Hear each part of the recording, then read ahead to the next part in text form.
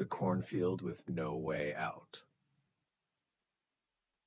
I never believed in ghost stories until the night I got lost in the cornfield. That year, I was visiting my grandmother in the countryside during autumn. Her house was right next to a vast cornfield that stretched all the way to the horizon. During the day, it looked normal, but at night, just a slight breeze could make the whole field whisper, like hundreds of voices murmuring.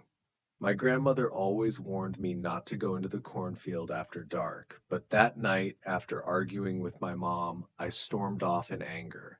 Without thinking, I ran straight into the field, ignoring my grandmother's voice calling after me. When I finally calmed down, I realized I had gone too far. The towering cornstalks surrounded me, blocking my view in every direction. I pulled out my phone to call my mom, but the screen was completely filled with static. No signal. Suddenly, I heard footsteps crunching on the dry leaves behind me. I turned around, but there was nothing, just the cornstalk swaying in the wind.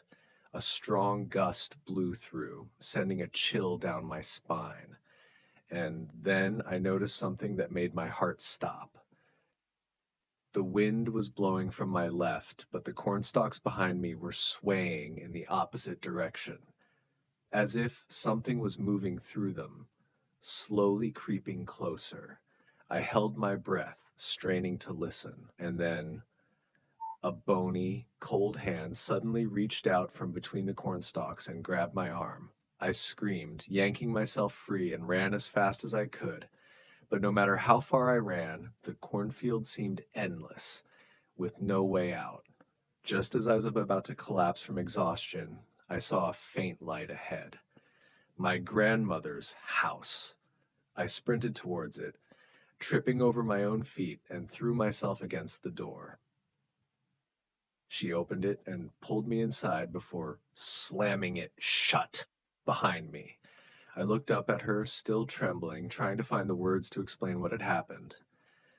She just looked at me and said softly, "From now on, don't ever run into the cornfield again. Not everyone is lucky enough to make it back."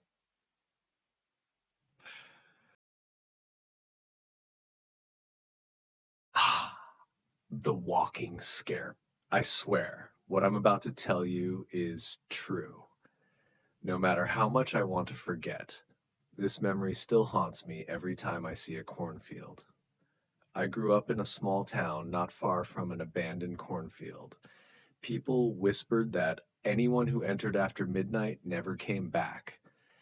In the middle of the field stood an old, tattered scarecrow, left there for years to ward off evil spirits. But there was one terrifying rumor. The scarecrow didn't always stay in one place, it could move. One, my friends, Ethan and I decided to test the legend. Under the dim light of a crescent moon, we sneaked into the field carrying flashlights. At first, everything seemed normal, but as we ventured deeper, we noticed something strange. The scarecrow was gone. "Maybe someone took it," Jake joked, though his voice wavered slightly. Then, from behind us, a voice, cold and whispering, echoed through the air. "You shouldn't be here." We spun around, our hearts pounding. There was no one. The night grew heavier, suffocating. Ethan stammered, "Well, let's get out of here." I nodded, but as we turned to leave, the scarecrow was standing right in our path.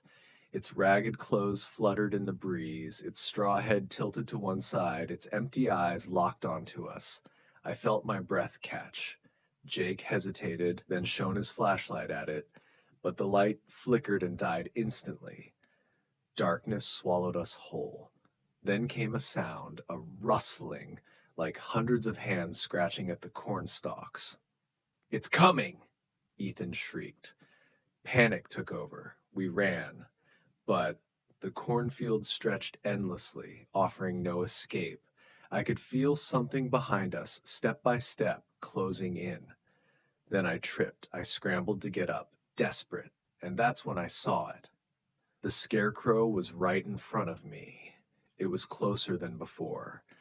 In the moonlight, I could make out the torn stitches of its mouth forming a twisted grin, and then it started to lean down toward me. I screamed, and then I woke up. I was in my bed. No cornfield, no scarecrow. But as I sat up, my body went cold. My clothes from the night before were covered in dirt, as if I really had been running through the field. And the worst part, since that night, Jake and Ethan were never seen again.